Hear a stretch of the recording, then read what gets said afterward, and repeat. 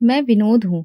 मैं एक आम आदमी हूँ। जैसा हर शहर के सरकारी दफ्तर में एक छोटा सा क्लर्क होता है, मैं भी वैसा ही था। तनख्वाह कम, ख्वाहिशें ज्यादा, लेकिन मन संतुष्ट था, क्योंकि मैं मेहनत से कमाता था, ईमानदारी से खाता था और वही घर लाता था।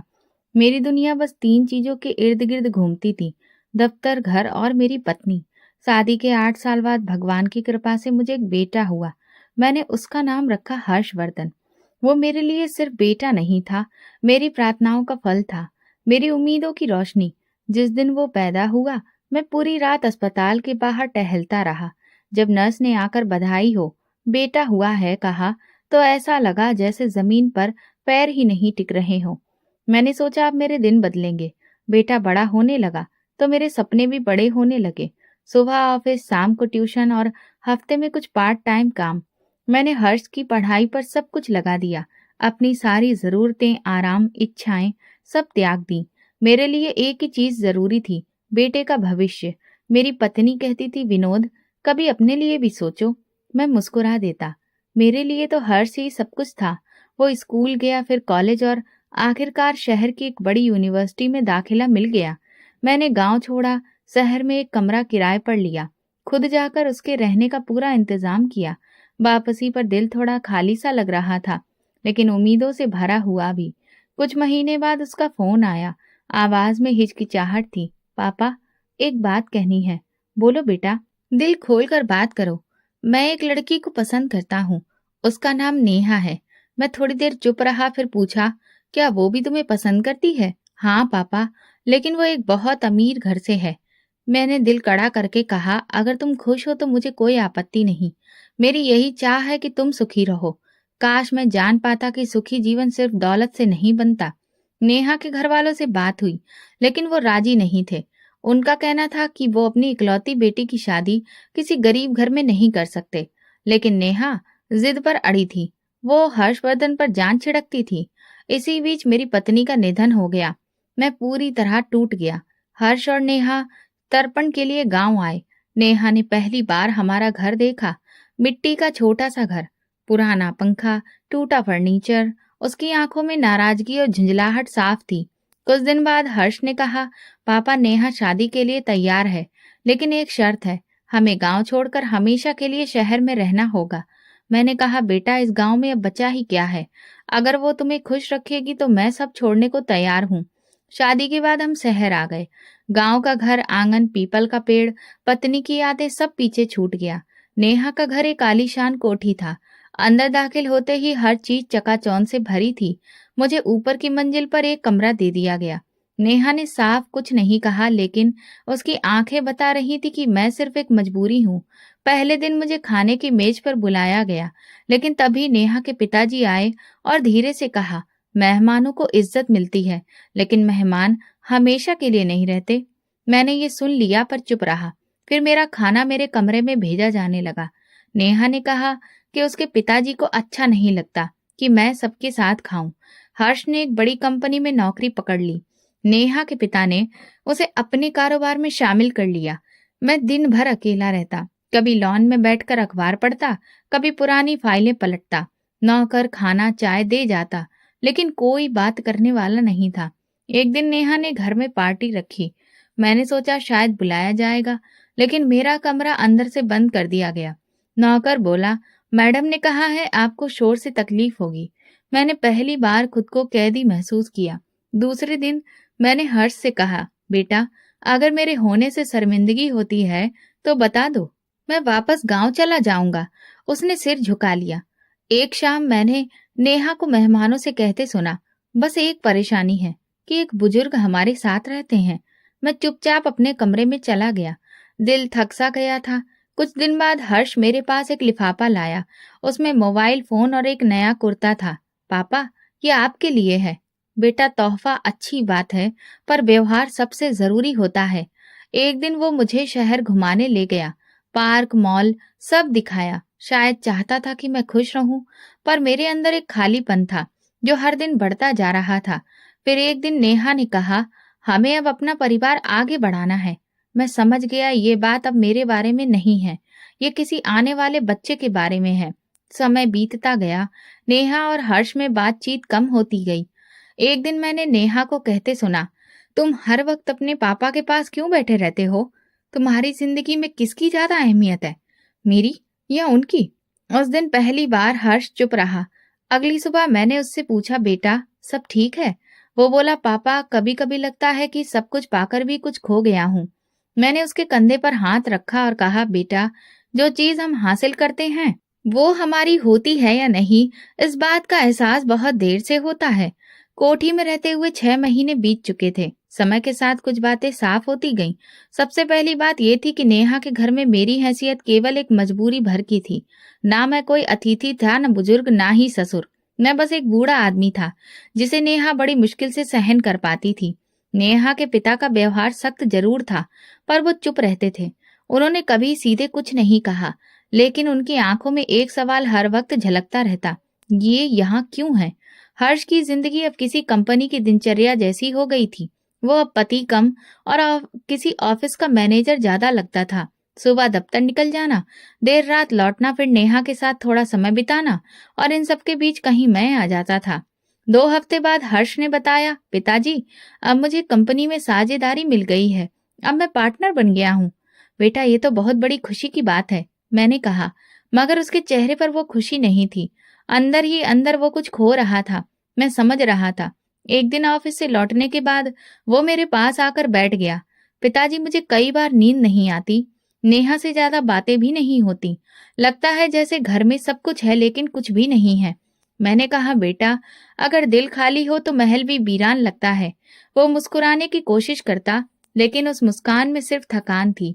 उस कोठी में सब कुछ था, नौकर, सुविधाएं, सजावट, मगर प्रेम, सम्मान और सुकून नहीं था। नेहा और उसके पिता जैसे हर वक्त जताते रहते कि हम उनके एहसान पर जी रहे हैं। 8 साल बीत गए। समय के साथ चीजें बदली, लेकिन कुछ सच्चाइयां वही रहीं। हर्ष और नेहा की शादी को 8 साल हो गए थे, लेकिन उनकी गोद आज भी सूनी थी। घर के कमरे भरे थे, अलमारियां कीमती कपड़ों से भरी थीं, मगर गोद में सिर्फ खामोशी थी। शुरुआती 2-3 साल किसी ने कुछ नहीं कहा। सबने सोचा अभी नए हैं, समय आने पर सब हो जाएगा। लेकिन चौथे साल के बाद सवाल उठने लगे। रिश्तेदार, मेहमान, ऑफिस के लोग पूछने लगे, अभी तक कोई खुशखबरी नहीं मिली? हर्ष मुस्कुराकर टाल देता, सब भगवान की मर्जी से होगा। लेकिन अंदर ही अंदर वो टूटने लगा था। एक दिन उसने मुझसे कहा, पिताजी मैंने नेहा से कहा कि चलो किसी अच्छे डॉक्टर को दिखाते हैं, तो वो नाराज हो गई। कहने लगी, मुझे कोई दिक्कत नहीं, दिक्कत होगी तो तुम्हें होगी। मैंने गंभीरता से पूछा, तो फिर तुमने क्या किया? क्या कर सकता था पिताजी? वो बात ही नहीं कर रही थी 2 दिन तक। कुछ दिन बाद नेहा के पिता ने हर्ष को बुलाया। हमारे खानदान में कभी ऐसा कोई मामला नहीं हुआ। अगर तुम टेस्ट की बात करोगे तो इसका मतलब है कि तुम्हें हम पर शक है। हर्ष खामोशी से सुनता रहा और लौट आया। अब जब भी वो नेहा से जांच की बात करता, नेहा भड़क उठती। मैं तुम्हारी तरह कमजोर नहीं हूँ जो हर बात का इलाज ढूंढे। जो भाग्य में लिखा है वही होगा। फिर एक दिन हर्ष ने चुपचाप अपने कुछ टेस्ट करवा लिए। सब रिपोर्ट सामान्य आई। उसने नेहा को दिखाया और प्यार से कहा, तुम भी चेकअप करा लो ताकि कोई गलतफहमी ना रहे। नेहा ने तूफान खड़ा कर दिया, तुम्हें मुझ पर शक है? तुम्हें लगता है मैं दोषी हूँ? उसी रात नेहा के पिता ने हर्ष को धमकी दी, याद रखना नेहा हमारी इकलौती बेटी है। अगर तुमने उसे दुखी किया तो ये सारी संपत्ति तुम्हारे हाथ से निकल जाएगी। हर्ष बहुत दुखी हो गया। वो ऑफिस में ही समय बिताने लगा। घर आता तो सीधा अपने कमरे में चला जाता। फिर एक दिन वो मेरे पास आया, पिताजी डॉक्टर की रिपोर्ट है। उसने चुपचाप लिफाफा मेरे हाथ में दिया। नेहा को एक बहाने से चेकअप के लिए ले गया था। डॉक्टर ने साफ कहा वो कभी मां नहीं बन सकती। लिफाफा मेरे हाथ से छूट गया। मैंने हर्ष की ओर देखा। वो दीवार को यूं घूर रहा था जैसे जिंदगी वहीं थम गई हो। तुमने नेहा से बात की? मैंने पूछा। नहीं पिताजी, वो सुनेगी नहीं, उल्टा मुझे दोषी ठहराएगी। अगले दिन किसी तरह नेहा को रिपोर्ट मिल गई। कैसे ये हमें नहीं पता, लेकिन घर में हंगामा मच गया। ये सब झूठ है, डॉक्टर की चाल है। तुम दोनों बाप बेटे चाहते हो कि मैं इस घर से चली जाऊं। हर्ष चुपचाप खड़ा रहा। नेहा रोती रही, चिल्लाती रही, खुद को पीड़ित साबित करती रही। मैंने कहा, बेटी ये दोष की नहीं सच्चाई की बात है। हम चाहते हैं कि तुम खुश रहो, लेकिन अगर भगवान की यही इच्छा है तो कब तक आंख मूंदे रहेंगे? नेहा ने गुस्से में कहा। अगर किसी ने दोबारा इस विषय पर बात की तो मैं ये घर, ये रिश्ता, सब कुछ छोड़ दूंगी। उस रात घर में पूरी खामोशी थी। मैंने सोचा, क्या सच में बड़ी इमारतें इंसान को इतना खुदगर्ज बना देती हैं कि वो सच्चाई से भी मुंह मोड़ लेता है?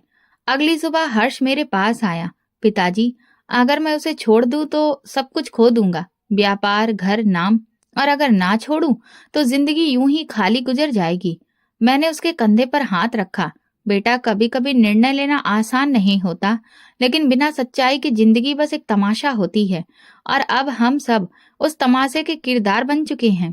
कुछ दिनों की खामोशी के बाद दिल बेचैन हो गया। मैंने तय किया, गांव जाऊंगा, पुराने लोगों से मिलूंगा, शायद मन हल्का हो। 8 साल बाद गांव लौट रहा था। कार खुद चलाई। रास्ते भर पुरानी यादें मन में घूमती रहीं। गांव पहुंचा, बहुत कुछ बदल चुका था, मगर लोग वही थे। मोहल्ले में बच्चों की भीड़ गाड़ी के चारों तरफ इकट्ठा हो गई। अरे विनोद काका आ गए। कुछ बुजुर्ग मिलने आए, हालचाल पूछा। एक ने हंसकर कहा, शहर में खूब नाम कमा रहे हो।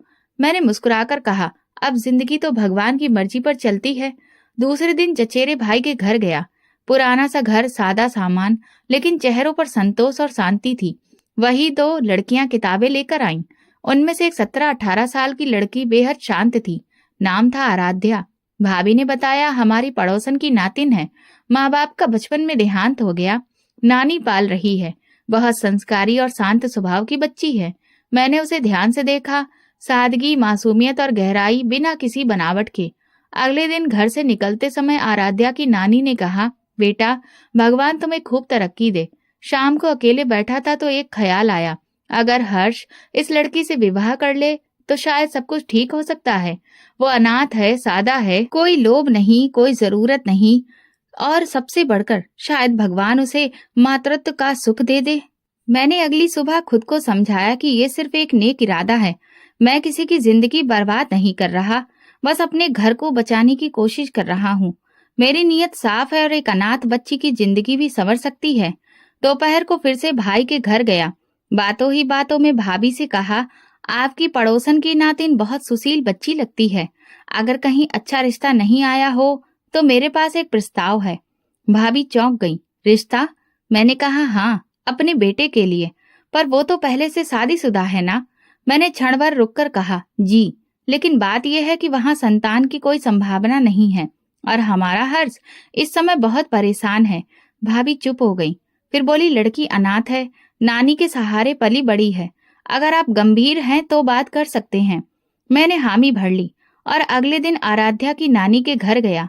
एक सादा सा बैठक कमरा, पुरानी खाट और 2 कप चाय।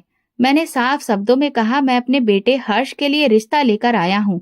वो पढ़ा लिखा है, शहर में नौकरी करता है और अच्छा लड़का है। नानी की आंखों में खुशी छलकने लगी। बहुत बड़ा काम कर रहे हैं विनोद जी, बच्ची का भाग्य बदल जाएगा। मैंने मन में एक बोझ महसूस किया। भाग्य बदलने की बात तो कही, लेकिन ये नहीं बताया कि मेरे बेटे की पहले से शादी हो चुकी है। मैंने सोचा ये बात बाद में संभाल लेंगे, अभी तो मकसद केवल एक है, एक वारिस जो हमारे वंश को आगे बढ़ाए। शाम को लौटकर मैंने हर्ष से फोन पर बात की। पापा, सब ठीक है? बेटा, एक बात कहनी है, लेकिन धैर्य से सुनना। मैंने सारी बात बताई। वो चुप हो गया।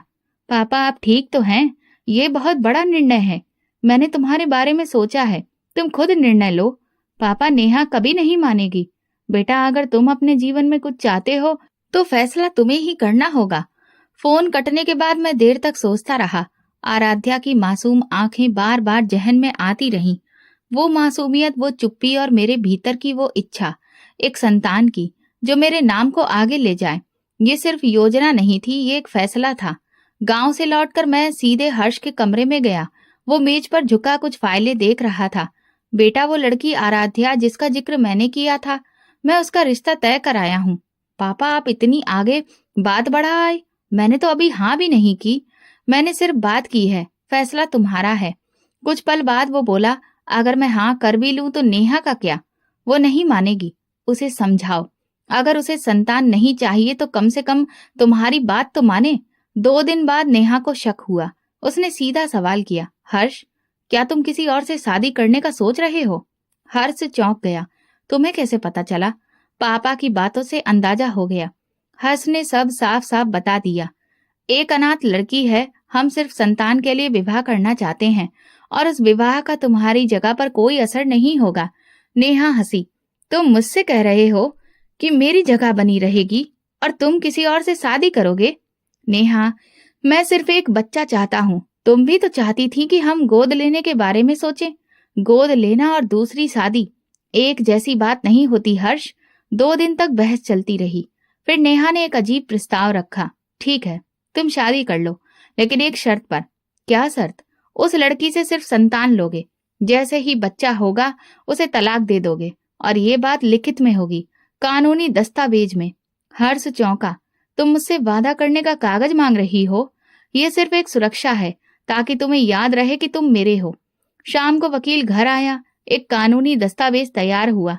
लिखा गया कि हर्ष दूसरी शादी के बाद पहली संतान के तुरंत बाद तलाक देगा, और अगर नहीं दिया तो नेहा को सारी संपत्ति वापस मिल जाएगी। मैंने हर्ष की ओर देखा। उसने चुपचाप दस्तखत कर दिए। अगली सुबह मैं गांव रवाना हुआ।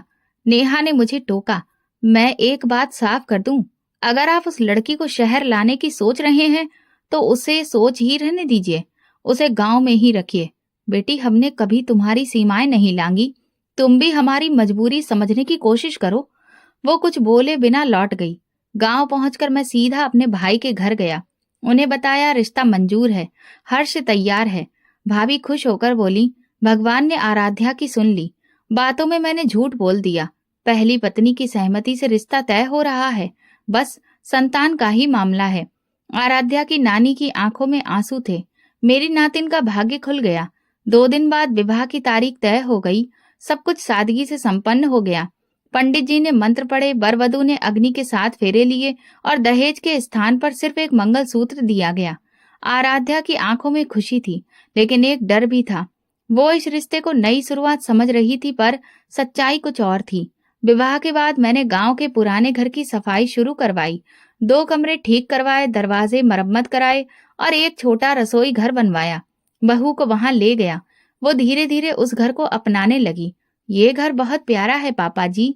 हाँ बेटी, थोड़ा पुराना है, पर अब तुम हो तो सुंदर लग रहा है। दूसरे दिन हर्ष शहर लौट गया। मैंने आराध्या से कहा, बेटी घबराना मत, हर्ष हफ्ते में एक बार आएगा। उसका काम बहुत व्यस्तता वाला है। उसने चुपचाप सिर हिला दिया। गांव में कुछ बातें जरूर हुई। शादी में ज्यादा मेहमान क्यों नहीं आए? दूल्हा शहर में क्यों रहता है? हमने किसी को सफाई नहीं दी। हर हफ्ते एक दिन हर्ष आता। आराध्या उसका ख्याल रखती, खाना बनाती और खामोशी से सेवा करती। एक दिन उसने हर्ष से पूछा, आप हमेशा इतने थके हुए क्यों आते हैं? उसने मुस्कुराकर बोला, शहर का काम बहुत थका देता है, लेकिन तुम्हारे हाथ का खाना सारी थकान मिटा देता है। आराध्या ने ये सुना तो उसके चेहरे पर जैसे रोशनी खिल गई। शायद पहली बार किसी ने उसके हाथ के खाने की तारीफ की थी। मेरी नजर सब पर थी। मैं देख रहा था कि आराध्या अब खुद को इस घर का पूरा हिस्सा मान चुकी थी। रोज सुबह मेरे लिए नाश्ता बनाती, दोपहर को समय पर खाना देती, शाम को चाय और कपड़ों की सफाई। मैंने एक दिन कहा, बेटी तुम तो हर काम में निपुण हो गई हो। उसने सिर झुकाकर कहा, बाबूजी आप तो मेरे पिताजी जैसे हैं। मैंने नानी से सीखा है कि बड़ों की सेवा से मन सुकून से भरा रहता है। उसकी जुबान में कोई शिकायत नहीं थी, सिर्फ कृतज्ञता थी। दूसरी ओर हर्ष कुछ बदला बदला सा लग रहा था। पहले हफ्ते में वो 2 दिन ही रुकता था, अब 3 दिन रुकने लगा। रविवार की शाम जाने की बजाय अब सोमवार की सुबह जाता। मैंने कहा, बेटा नेहा को शक तो नहीं होता? नहीं बाबूजी, उसने कहा, मैं कह देता हूँ, ऑफिस का काम है। एक दिन हर्ष और आराध्या आंगन में बैठे थे। मैं अंदर से उनकी बातें सुन रहा था। आराध्या ने पूछा, क्या कभी आपको मेरी जिंदगी के बारे में जानने की इच्छा हुई? हर्ष बोला, बताओ, मैं तुम्हारी कहानी सुनना चाहता हूँ। मैं बहुत छोटी थी जब मेरे माता पिता चल बसे। नानी ने पाला पढ़ाया, लेकिन गरीबी ने कभी पीछा नहीं छोड़ा। जब आपका रिश्ता आया तो सोचा शायद अब कुछ बदल जाएगा। हर्ष कुछ देर चुप रहा, फिर बोला, जिंदगी हर किसी को पूरी नहीं मिलती। तुमने जो सहा है वो प्रशंसा के योग्य है। मैं ये सुनकर चौंक गया, क्योंकि उसकी आवाज में वो कोमलता थी जो पहले केवल नेहा के लिए होती थी। एक दिन आराध्या ने मेरी पुरानी कमीज सिल दी। बाबूजी, ये मैं सिल देती हूँ। कमीज पुरानी हो चुकी है, लेकिन अभी काम चल जाएगा। मैंने उसकी तरफ देखकर कहा, बेटी, तुमने तो जैसे इस घर में नई जान डाल दी है। उसने कहा, ये घर मेरा है बाबूजी, और आप मेरे अपने हैं। उसके शब्दों में सच्चाई थी और यही बात मुझे बेचैन कर गई। मैं जानता था कि वो इस रिश्ते को असली मान बैठी है, जबकि ये एक समझौता था, एक छल। अगले हफ्ते जब हर्ष आया तो मैंने उसे बाहर बुलाया। बेटा, कहीं तुम आराध्या से भावनात्मक रूप से ज्यादा जुड़ तो नहीं रहे? बाबूजी, वो बहुत अच्छी है, मैं उसे दुख नहीं देना चाहता। याद है ना, तुमने क्या वादा किया था? याद है बाबूजी, लेकिन दिल कमजोर पड़ता है। वो बहुत मासूम है। बेटा, भावनाओं के चलते वादे नहीं तोड़े जाते। आराध्या को अभी सच नहीं पता। जब समय आएगा तुम्हें उसे तलाक देना होगा। वो कुछ नहीं बोला, बस सिर झुका लिया। आराध्या इन बातों से अनजान अपने कामों में लगी थी। कभी मटके में ठंडा पानी भरती, कभी शाम को आंगन में दीपक जलाकर बैठती, हर्ष के लिए रजाई तैयार रखती। हर दिन जैसे वो इस रिश्ते को और मजबूत कर रही थी। एक दिन गांव की एक महिला आई। बहू बहुत सुघड़ है, भगवान उसे खुश रखे, तेरे घर की शोभा बन गई है। मैंने हल्की मुस्कान के साथ कहा, हाँ, भगवान उसका भाग्य अच्छा करे। पर अंदर एक चुभन सी थी। ये विवाह जो समझौते पर हुआ था, अब धोखे में बदलता जा रहा था, और इस धोखे का कारण मैं था। शादी को 5 महीने हो चुके थे जब एक दिन आराध्या ने सुबह कहा, बाबूजी, कुछ दिनों से चक्कर आते हैं, भूख भी नहीं लगती। मैंने उसे ध्यान से देखा। बेटी, लगता है सेहत बिगड़ गई है, चलो डॉक्टर को दिखाते हैं। हम गांव के क्लिनिक गए। डॉक्टर ने चेकअप किया। अगले दिन रिपोर्ट आई। बधाई हो, बेटी मां बनने वाली है। मेरा दिल जैसे बज उठा।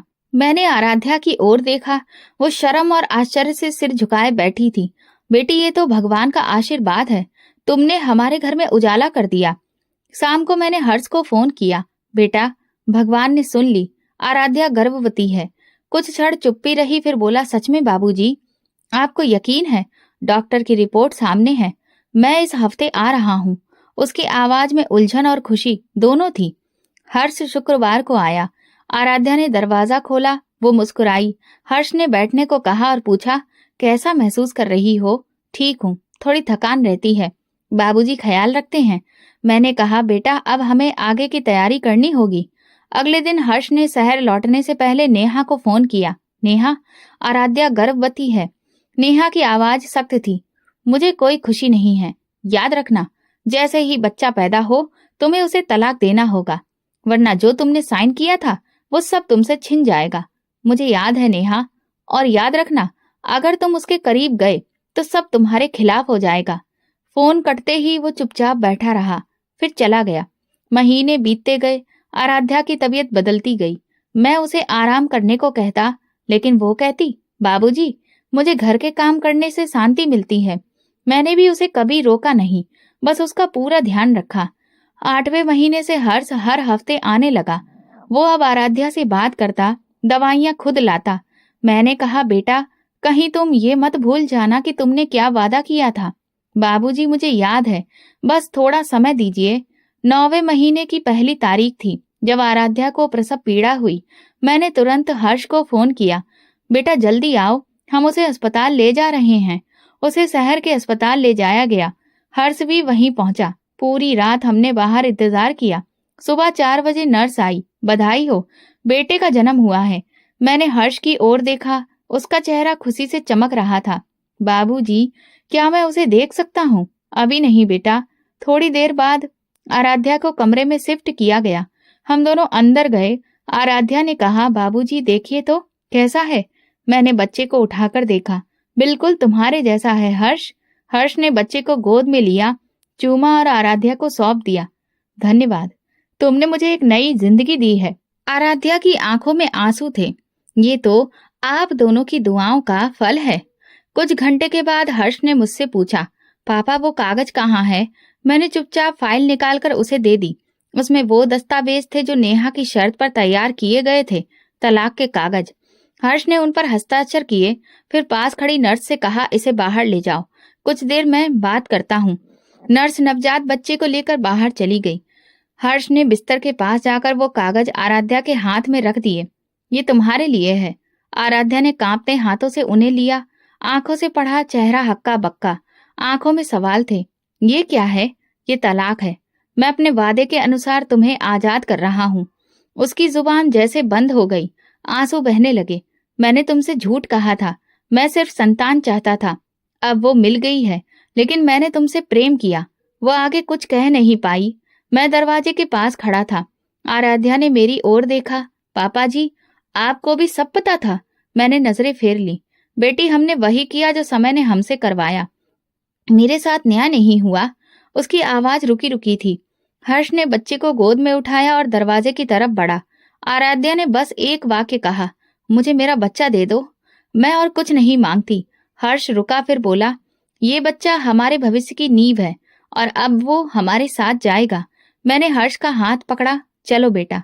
बात खत्म हो गई। हम अस्पताल से बाहर निकले। सुबह का सूरज पूरी चमक के साथ उग आया था, लेकिन मेरे दिल पर जैसे कोई धुंध छाई हुई थी। हर्ष ने बच्चे को बाहों में समेट रखा था। मैं गाड़ी की पिछली सीट पर बैठा था। ड्राइवर तेज रफ्तार से गाड़ी चला रहा था, लेकिन मेरे कानों में अस्पताल की आखिरी बातचीत गूंज रही थी। आराध्या की वो झुकी हुई नजरें, उसके थरथराते हाथ, उसकी सिसकियां, पापा जी मेरा बच्चा दे दीजिए, मैं और कुछ नहीं मांगती। उसकी आवाज अब भी मेरे कानों में थी। गाड़ी कुछ दूर चली ही थी कि हर्ष बोला, पापा, क्या आपको लगता है हमने सही किया? मैंने जवाब देने से पहले खिड़की के बाहर देखा। धुंधले खेत, पेड़ और रास्ते सब जैसे सवाल बनकर सामने आ खड़े हुए। बेटा, हमने जो किया वो हमारी मजबूरी थी। नेहा की शर्त नहीं मानते तो तुम सब कुछ खो बैठते। लेकिन पापा, आराध्या ने हमें वो दिया जो नेहा कभी नहीं दे पाती। बदले में हमने उसे क्या दिया? मैंने बात काट दी। बस बेटा, अब पीछे मत देखो। हमने उसे वो दिया है जो उसकी जैसी लड़कियों को मिलता है, एक छत, सुरक्षा और एक नाम। हम शाम तक घर पहुंच गए। नेहा को पहले ही खबर दे दी गई थी कि बच्चा हो गया है। जब हम बंगले पर पहुंचे, नेहा गेट पर खड़ी थी। बच्चे को देखकर उसने मुस्कुराते हुए बाहें फैला दी। यही है हमारा बेटा? हाँ नेहा, ये हमारा बेटा है। अच्छा है, अब उम्मीद है कि तुम्हारा पूरा ध्यान इसी घर पर रहेगा।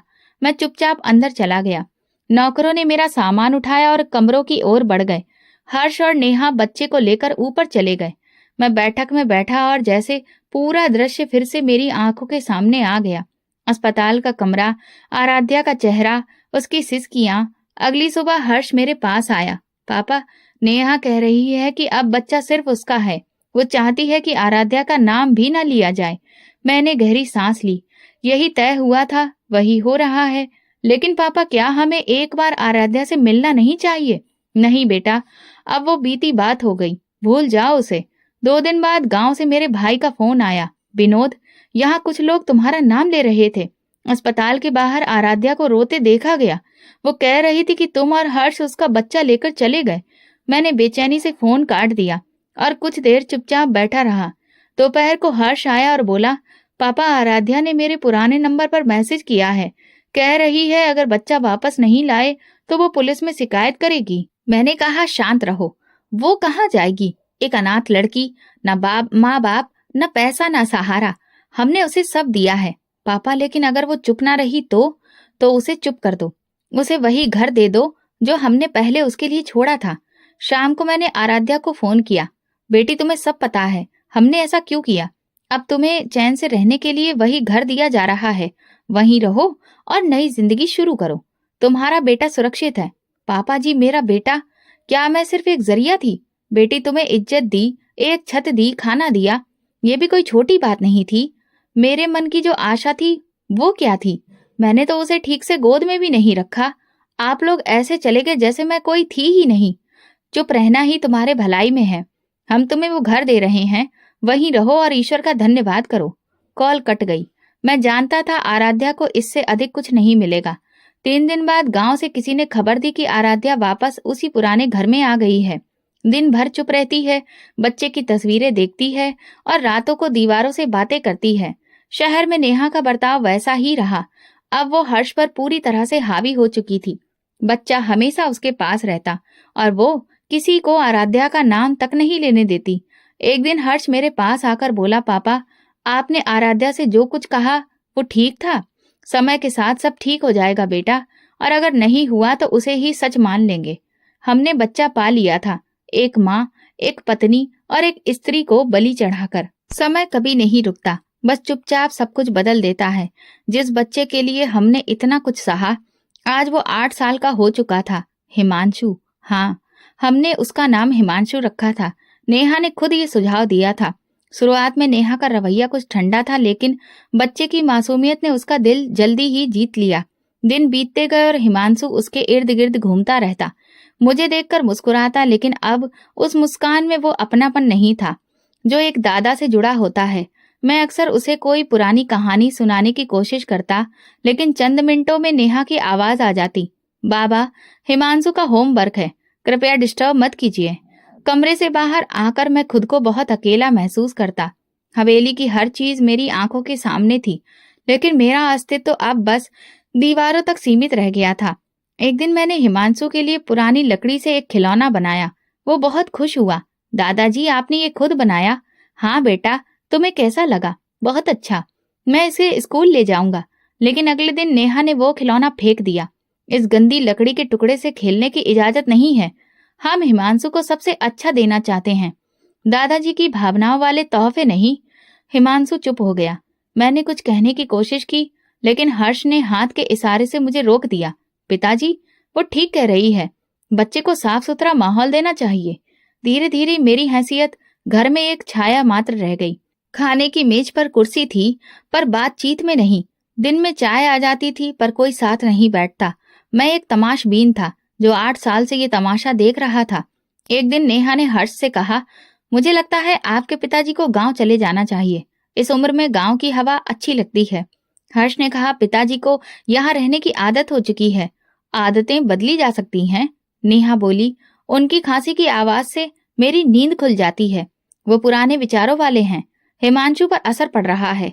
मैं पास ही बैठा था। पहली बार नहीं था कि वो मेरे बारे में ऐसा कह रही थी, लेकिन इस बार हर्ष ने चुपचाप सिर हिला दिया। अगली सुबह नाश्ते पर हर्ष मेरे पास आया। पिताजी, अगर आप गांव जाना चाहें तो मैं गाड़ी का इंतजाम कर देता हूँ, वहां थोड़ा सुकून मिलेगा। बेटा, ये फैसला तुम्हारा है या किसी के कहने पर? उसने नजरें चुरा ली। पिताजी, सब आपकी इज्जत करते हैं, लेकिन शायद अब जगह कम पड़ गई है। मैंने चाय का प्याला नीचे रखा और धीरे से कहा, ठीक है, मैं चल देता हूँ। उसी शाम मैंने अपना पुराना बैग तैयार किया, कुछ कपड़े, कुछ तस्वीरें और कुछ कागजात। हिमांशु मेरे पास आया। दादाजी, आप कहाँ जा रहे हैं? बेटा, थोड़े दिन के लिए गांव जा रहा हूँ, सबका ख्याल रखना, मैं फिर आऊंगा कभी। मैंने उसे गले लगाया। दरवाजे से निकलते वक्त नेहा सामने आ गई। आपको कुछ चाहिए हो तो बता दीजिए, हम भिजवा देंगे। नहीं बेटी, तुमने बहुत कुछ दिया है, अब कुछ मांगने की जरूरत नहीं। गाड़ी में बैठकर मैं शहर से निकल पड़ा। रास्ते भर खामोशी थी। ड्राइवर ने 2 बार पूछा, बाबा जी कुछ सुनाऊं? नहीं बेटा, आज मन नहीं। गांव में सुबह का समय था, लेकिन कुछ अजीब हलचल थी। मैं दरवाजे पर बैठा हुआ अपने पुराने आंगन को देख रहा था। तभी शोर सा सुनाई दिया। लोग गली में जमा हो रहे थे। एक लड़का दौड़ता आया। काका, आपको पता है, आज हमारी तहसील में बड़ी अफसर आ रही है, जिलाधिकारी मैडम। सारे गांव वाले अपनी समस्याएं लेकर पहुंचे हैं। मैंने सिर हिलाया, लेकिन मन भारी हो गया। दोपहर तक चौक में भीड़ जुट गई थी। पर्दे लगे थे, कुर्सियां बिछ चुकी थीं और एक मेज पर सरकारी फाइलें रखी थीं। मैं दूर खड़ा देख रहा था कि किसी ने आकर कहा, काका, आपकी बहू के दस्तखत चाहिए इस जमीन वाले कागज पर। मेरी बहू? हाँ, आराध्या मैडम, वही जिलाधिकारी। मैं हक्का बक्का रह गया। वही आराध्या जिसे हमने माँ बनने के बाद उसका बच्चा छीनकर तलाक दे दिया था, आज वो इस मुकाम पर थी। मैंने चौकीदार से पूछा, वो अंदर हैं? जी, अभी गरीबों की समस्याएं सुन रही हैं और उन्होंने कहा है कि आपसे नहीं मिलना चाहती। मैं कुछ देर वहीं खड़ा रहा, फिर मेरे कदम खुद ब खुद अंदर की तरफ बढ़ चले। दरवाजा खुला था। अंदर जो नजारा था वो मेरी सोच से परे था। सामने मेज पर आराध्या बैठी थी। सादा साड़ी, बंधे बाल, एक हाथ में चाय, दूसरे में कलम, दोनों तरफ पुलिस वाले और सरकारी अधिकारी। मैं धीरे धीरे उसके सामने जाकर खड़ा हो गया। वो कुछ देर फाइल पढ़ती रही, फिर नजरें उठाई। हमारी नजरें मिली। एक पल को समय थम गया। मैंने कहा, बेटी मुझे माफ कर दो। वो उठी और बोली, आपको माफी मांगने की जरूरत नहीं है विनोद जी। मैं घुटनों के बल बैठ गया। हमने तुमसे सब कुछ छीन लिया था, तुम्हारा बच्चा, तुम्हारी जिंदगी, तुम्हारा अधिकार। उसने मुझे उठाते हुए कहा, आप मेरे पति के पिता हैं। मेरी माँ ने सिखाया था कि बड़ों को जमीन पर नहीं गिरने देना चाहिए। मेरी आंखों में आंसू थे। बेटी, जो तुमने किया है वो हम शायद कभी नहीं कर सकते। सब कुछ खोकर भी तुमने खुद को बना लिया। जब सब कुछ छिन जाए तो इंसान के पास दो रास्ते होते हैं, या तो टूट जाएं या फिर खुद को फिर से गढ़ें। तुमने कैसे किया? मेरे पास कुछ नहीं बचा था। बच्चा गया, घर गया, नानी चल बसी, लेकिन मैंने फैसला किया कि अगर दुनिया ने मुझे कुछ नहीं दिया तो मैं खुद दुनिया में अपनी जगह बनाऊंगी। छात्रवृत्ति मिली, पढ़ाई पूरी की, यूपीएससी किया और अब यहाँ तक पहुंची। मैंने आश्चर्य से कहा, तो हिमांशु जानता है कि तुम उसकी माँ हो? हाँ, जानता है। मैं अक्सर उससे मिलती रहती हूँ। उसने कभी कोई सवाल नहीं किया और मैंने कभी सच्चाई छुपाई नहीं। उसने तुम्हें पहचान लिया। समय ने पहचान करवा दी। रिश्ता बताना नहीं पड़ा। वो जानता है कि उसकी माँ कौन है। मैं चुप हो गया। कुछ देर बाद मैंने पूछा, अब तुम क्या चाहती हो? कुछ नहीं, बस इतना चाहती हूँ कि आप जैसे लोग भविष्य में किसी की जिंदगी को तबाह ना करें। मैंने आपको माफ कर दिया है, लेकिन हर किसी को माफ नहीं किया जा सकता। मैं शर्मिंदा हूँ बेटी। शर्मिंदगी से कुछ नहीं होता, केवल प्रायश्चित से होता है, और वो अक्सर देर से आता है। उसने अपनी टीम को इशारा किया कि बाकी दस्तावेज पूरे कर लें। फिर मेरी ओर मुड़कर कहा, ये घर आपका था और आपका ही रहेगा। अगर चाहें तो यहीं रह सकते हैं या मेरे साथ शहर चलें। मेरे घर में आपके लिए हमेशा जगह है। मैंने कहा, यहीं रहना बेहतर है। शायद समय के कुछ पुराने हिसाब यहीं चुकता कर सकूं। वो चुपचाप अपनी कुर्सी पर वापस बैठ गई। उसने कलम उठाया और एक नई फाइल खोल ली। उसकी आंखों में कोई चमक नहीं थी, सिर्फ एक संतोष था, वो जो केवल उन्हें मिलता है जो अपनी लड़ाई खुद लड़ते हैं। कुछ दिन बीते, मैं गांव में ही रहा, उसी पुराने घर में जहां कभी आराध्या मेरे लिए नाश्ता तैयार करती थी। अब वही आंगन सुनसान था, लेकिन बाहर दुनिया बदल चुकी थी। लोग जो पहले मुझे तिरस्कार से देखते थे, अब सम्मान से मिलते थे। शायद इसलिए कि मैं आराध्या का पिता ससुर था। आराध्या हर हफ्ते सरकारी काम से गांव आती और हर बार चुपचाप मेरी खैरियत पूछ जाती। कभी कभी कोई कर्मचारी मेरे लिए दवा या खाने पीने का सामान ला देता और कहता, ये मैडम साहिबा ने भेजा है। एक दिन मैंने खुद उसे फोन किया, बेटी मैं तुमसे कुछ कहना चाहता हूँ। कहिए। मुझे तुमसे कुछ और नहीं चाहिए, बस ये जानना है कि तुमने ये सब कैसे सहा और आज इस मुकाम तक कैसे पहुंची। कुछ पल खामोशी रही, फिर उसने कहा, कल शाम मेरे दफ्तर आ जाइए, मैं समय निकाल लूंगी। अगले दिन मैं तय समय पर उसके कार्यालय पहुंचा। वो फाइलों के बीच बैठी थी, जैसे रोजमर्रा के कामों में डूबी हो। मुझे देखकर उसने कुर्सी की ओर इशारा किया, बैठिए। मैं बैठ गया। उसने अपनी फाइल बंद की और कहा, आपने पूछा था ना कि मैं यहाँ तक कैसे पहुंची। सुनिए, शादी के बाद जो हुआ वो आप जानते हैं। बच्चे के जन्म के बाद आपने और हर्ष ने मुझसे मेरा सब कुछ छीन लिया। मैं गांव लौटी, नानी का देहांत हो गया और मैं उस पुराने घर में अकेली रह गई। मेरे पास कोई आमदनी का साधन नहीं था, लेकिन एक संकल्प था, किसी पर बोझ नहीं बनना है। मैंने दोबारा पढ़ाई शुरू की, पुराने प्रमाण पत्र निकाले, एक छात्रवृत्ति के लिए आवेदन किया, दिन रात मेहनत की, कभी रोटी के साथ पानी पिया, कभी भूखे पेट सोई। फिर जब सिविल सेवा परीक्षा का परिणाम आया, मेरा नाम पहले स्थान पर था। तब भी मैंने किसी को कुछ नहीं बताया। प्रशिक्षण लिया और फिर पहली नियुक्ति मिली। हर कदम पर यही सोचती थी, क्या मेरा बच्चा मुझे कभी पहचानेगा। फिर एक दिन मैं शहर गई, जहां आप लोग रहते थे। स्कूल में हिमांशु को देखा, एक बार नहीं कई बार। कुछ दिनों बाद खुद उससे बात की। शुरू में वो मुझे एक आंटी समझता रहा, लेकिन जब मैंने उसे अपनी कहानी सुनाई, वो चुप हो गया। फिर एक दिन उसने खुद कहा, आप मेरी माँ हो ना? मुझे लगता है मैंने आपको पहले भी देखा है। तब मुझे लगा, समय ने देर जरूर की, लेकिन पहचान मुकम्मल कर दी। मैंने धीरे से पूछा, और वो अब तुमसे मिलने आता है? हाँ, हर महीने आता है। कभी मेरे साथ किताबें पढ़ता है, कभी चाय पीता है।